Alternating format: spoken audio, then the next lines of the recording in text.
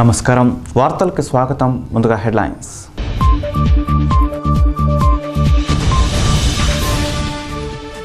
నగరంలో సినీ ఫక్కీలో చోరీ ఆటో నగర్లో స్కూటర్ డిక్కీలో 5 లక్షలు మాయం రంగంలోకి దిగిన డాగ్ స్క్వాడ్ క్లూస్ టీం దర్యాప్తు చేపట్టిన పటమట పోలీసులు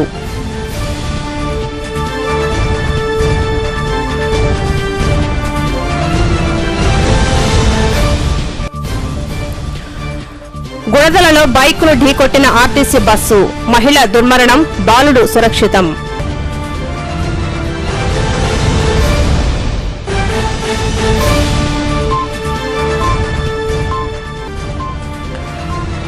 జిల్లాలో కోలాహలంగా సాగిన ఎమ్మెల్సీ నామినేషన్లు ప్రజాప్రతినిధులతో ర్యాలీగా తరలివచ్చిన అభ్యర్థులు చంద్రబాబుకు ఎప్పటికీ రుణపడి ఉంటానని స్పష్టీకరణ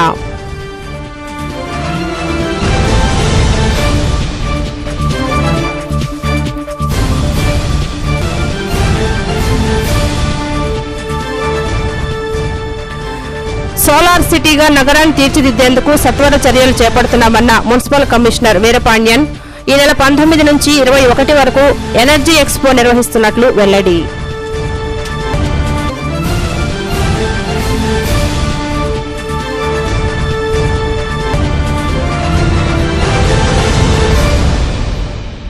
ఇక వివరాలకు వెళితే నగరంలో సినీ ఫక్కీలో చోరీ సంఘటన చోటు చేసుకుంది. ఆటోనగర్ 4వ లైన్లోని ఒక డిస్పోజల్ షాపు వద్ద నిలిపి ఉంచిన స్కూటర్ డిక్కీలో 5 లక్షల రూపాయల నగదు మాయమైంది. బాధితుడు పటమట పోలీసులకు ఫిర్యాదు చేశాడు. దీంతో పోలీస్ జాగిలలతో రంగంలోకి దిగిన క్లూస్ టీం సంఘటన ప్రాంతాన్ని పరిశీలించారు. పటమట పోలీసులు కేసు నమోదు చేసి దర్యాప్తు చేపడుతున్నారు. అబ్దుల్ అల్తాఫ్ సనత్ నగర్ లో నివాసం ఉంటున్నారు. ఆయన ఆటో నగర్ 3వ క్రాస్ 4వ రోడ్డులో లారీ విడిభాగాలు విక్రయించే దుకాణాన్ని నిర్వహిస్తున్నారు. సుందరం ఫైనాన్స్ కంపెనీలో ఒక లారీని కొనుగోలు చేశారు. అదే రోడ్డులో ఉండే మధ్యవర్తి పాషా అనే వ్యక్తి ద్వారా గన్నవరానికి చెందిన తిరుపతిరావు అనే వ్యక్తికి లారీని విక్రయించారు. 5,000 అడ్వాన్స్ కూడా ఇచ్చారు. 5 లక్షలు నగదు తీసుకొచ్చి అల్తాఫ్కి ఇచ్చారు. ఆ నగదును అల్తాఫ్ తన స్కూటర్ డిక్కీలో పెట్టుకున్నారు. తన కుమారుడితో కలిసి దుకాణానికి వెళ్లాడు. స్కూటర్కు తాళం వేయలేదని తాళం వేయమని చెప్పి కుమారుడికి చెప్పి ఆయన మసీదులో సమావేశానికి వెళ్లిపోయారు. కొడుకు తాళం తన వద్దనే ఉంచుకొని దుకాణంలోనే కూర్చుండిపోయాడు. కేసినేని గ్యారేజ్లో మరో లారీ అమ్మకానికి ఉందని తెలుసుకుని తండ్రి కొడుకులు స్కూటర్పై వెళ్లి చూశారు. అక్కడ నుంచి ఇంటికి వెళ్లి భోజనం చేసి మధ్యాహ్నం 2:30 గంటల ప్రాంతంలో దుకాణానికి వచ్చారు. డిక్కీ తెరిచి చూడగా అందులో పెట్టిన 5 లక్షల నగదు కనపడలేదు. దీంతో ఆయన పటమట పోలీసులకు సమాచారం అందించారు. పటమట సీఐ దామోదర్ అక్కడకు చేరుకుని బాధితుల నుంచి వివరాలు అడిగి తెలుసుకున్నారు. పోలీసుల జాగిలాలతో ఆధారాలు క్లూస్ టీం వేలిముద్రలు సేకరించారు. బాధితుడిచ్చిన ఫిర్యాదు మేరకు పటమట సీఐ దామోదర్ కేసు నమోదు చేశారు. 5 లక్షల రూపాయలు 500 రూపాయల బండిల్స్ 10 5 లక్షల రూపాయలు పేమెంట్ చేసిన తర్వాత అతను అల్తాఫ్ అని అల్తాఫ్ సన్ ఇద్దరు కలిసి వాళ్ళకి ఎల్ఎంఎల్ ఎక్స్ప్రెస్ స్కూటర్ మీద వాళ్ళ షాప్ దగ్గరికి వచ్చేసి బండి పార్క్ చేసి షాప్లోకి వెళ్ళి ఒక 20 నిమిషాలు కూర్చున్నారు.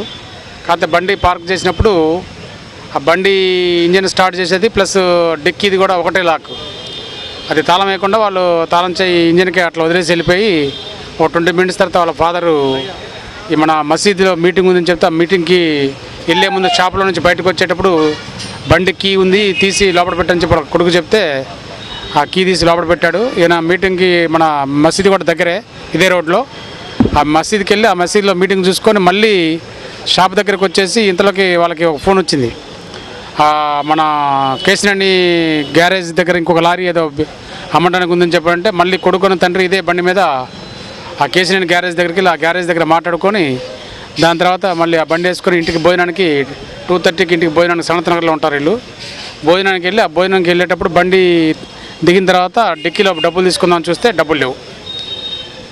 మరి డబ్బు పోవడానికి ఛాన్స్ ఇక్కడ మన బండి పార్క్ చేసి వాళ్ళ షాప్లోకి వెళ్ళి ఒక 20 నిమిషాలు షాప్లో కూర్చున్నారు. ఆ టైంలో డబ్బు పోయిందని అనుకుంటున్నాము. జరుగుతుంది. నా బేరం అయింది. నా 5,000 అడ్వాన్స్ ఇచ్చారు. పేమెంట్ చేస్తామని చెప్పి 5 లక్షలు క్యాష్ ఇచ్చడం జరిగింది. సాదిక్ గారు షెడ్లో మనకి అగ్రిమెంట్ రాసి 5 లక్షలు తీసుకొని బండిలో సీట్ కింద పెట్టుకున్నాం. డబ్బులు మేము పెట్టుకొని వచ్చి కొట్టు ముందు తీసుకొచ్చి పార్క్ చేసాము. ఎదుర పార్క్ చేసిన తర్వాత ఒక 15 నిమిషాలు హ్యాండిల్కే తాళం ఉంది దానికి. మనం కొద్దిగా హడావుడిగా ఏదో వ్యాపారం ఉంటే లోపలికి వెళ్ళి మాట్లాడుతున్నాము.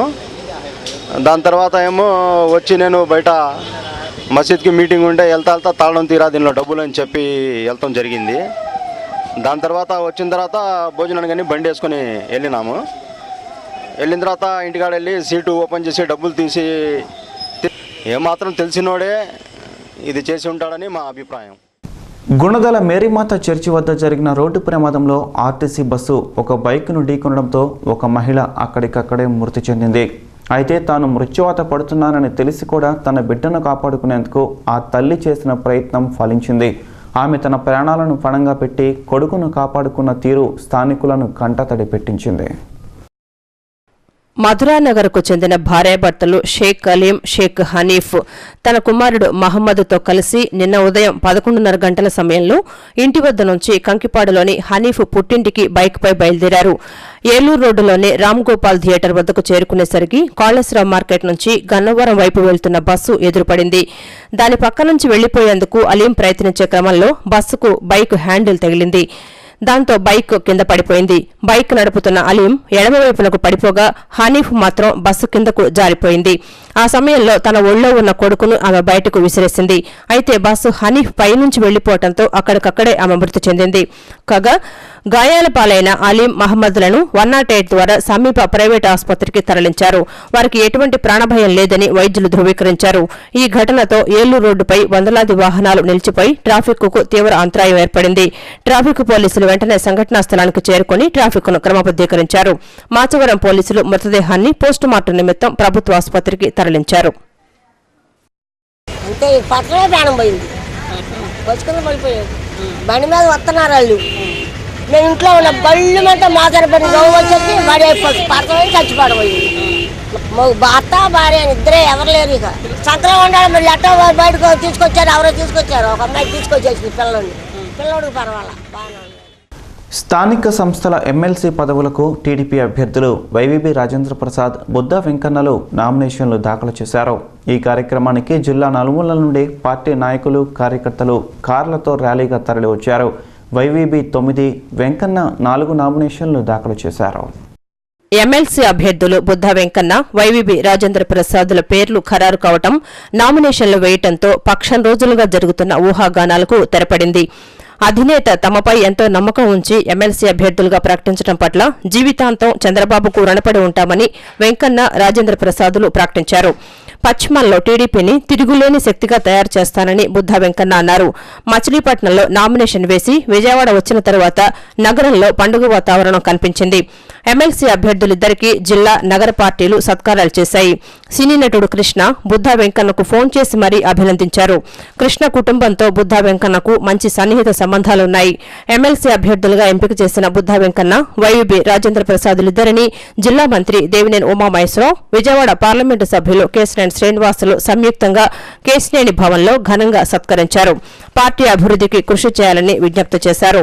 స్థానిక సంస్థల ఎమ్మెల్సీ పదవులకు టీడీపీ పక్షాన మాజీ ఎమ్మెల్సీ వైవీబీ రాజేంద్ర ప్రసాద్, బుద్ధ వెంకన్న నామినేషన్లు దాఖలు చేశారు. జిల్లా నలుమూలల నుంచి పార్టీ నాయకులు, కార్యకర్తలు ర్యాలీగా తరలివచ్చారు. మంత్రులు దేవినేని ఉమామహేశ్వరరావు, కొల్లు రవీంద్ర, ఎంపీలు కొనకళ్ల నారాయణరావు, కేశినేని నాని, డిప్యూటీ స్పీకర్ మండలి బుద్ధప్రసాద్, జడ్పీ చైర్పర్సన్ గద్దె అనురాధ, ఎమ్మెల్యేలు, జడ్పీటీసీ సభ్యులు, ఎంపీపీలు ఈ కార్యక్రమంలో పాల్గొన్నారు. ఏ స్థాయికన్నా ఎదగచ్చనడానికి ఉదాహరణ నేనే. సామాన్య కార్యకర్తగా తెలుగుదేశం పార్టీలో చేరి పశ్చిమ నియోజకవర్గ తెలుగుదేశం పార్టీ ఇన్ఛార్జిగా, విజయవాడ అర్బన్ తెలుగుదేశం పార్టీ అధ్యక్షునిగా ఈరోజు పార్టీకి చేసినటువంటి సేవలను గుర్తుపెట్టుకొని మరి మా నాయకులు నారా చంద్రబాబు నాయుడు గారు, లోకేష్ బాబు గారు నాకు ఎమ్మెల్సీ పదవి ఇచ్చారు. ఎమ్మెల్సీని ఒక పదవిగా కాకుండా ఒక సేవకుడిగా, ఒక చంద్రబాబు నాయుడు గారి సైన్యంలో నేను ఒక సేనాధిపతిలాగా విజయవాడ నగరంలో ఉంటాను. తెలుగుదేశం పార్టీకి అలాగే చంద్రబాబు నాయుడు గారి కుటుంబానికి జీవితాంతం కూడా రుణపడి ఉంటానని తెలియజేశారు. ఎన్నికల్లో ఇచ్చిన హామీలను అమలు చేయడంలో కేంద్రంలోని బీజేపీ ప్రభుత్వం ఘోరంగా వైఫల్యం చెందిందని జాతీయ మహిళా సమాఖ్య ప్రధాన కార్యదర్శి అనిరాజ ఆరోపించారు. దేశ జనాభాలో సగభాగం ఉన్న స్త్రీల సంక్షేమం పట్ల కేంద్రానికి చిత్తశుద్ధి లేదని విమర్శించారు. మహిళలపై బీజేపీ ఎంపీలు చేస్తున్న వ్యాఖ్యలపై ప్రధాని నరేంద్ర మోడీ నోరు మెదపకపోవడం సిగ్గుచేటని పేర్కొన్నారు. హనుమాన్పేటలోని దాసరి నాగభూషణ్ రావు భవన్లో ఏర్పాటు చేసిన విలేకరుల సమావేశంలో జాతీయ మహిళా సమైక్య ప్రధాన కార్యదర్శి అనురాజ మాట్లాడుతూ బీజేపీ అధికారంలోకి వచ్చాక మత ఘర్షణలు పెరిగాయన్నారు. ఆహార భద్రతా చట్టం దేశంలో ఎక్కడా అమలు జరగటం లేదన్నారు. దేశంలో సగభాగం ఉన్న మహిళలను బీజేపీ ప్రభుత్వం చిన్నచూపు చూస్తోందన్నారు. బీజేపీ ఎంపీలు ప్రతి హిందూ మహిళ 4 పిల్లలను కనాలని చెప్పడం దారుణమన్నారు. There is no allocation for any fund for the implementation of all these legislations. Implementation means creating awareness also. So there is no political will and social commitment from the part of the central government and from particularly BJP and Modi that an affirmative action through budgetary allocations for the implementation of such act is there. That is, it is not we are simply saying that we are opposing their politics, that's why we, no, it is, these are all based on facts and figures. And one last thing is that Modi has said that all these, Sushma Swaraj said Gita, Bhagavad Gita should be made as the national book. Then all this Garvapsi thing, then democracy and socialism word should be removed from the constitution. All these, after all these, and people who oppose Modi should go to Pakistan, people who oppose beef ban should go to Pakistan, those who want to eat beef should go to Pakistan. All these communally filled statements, and there was a long silence from the Prime Minister. ఇప్పుడు కాసేపు ప్రకటనలో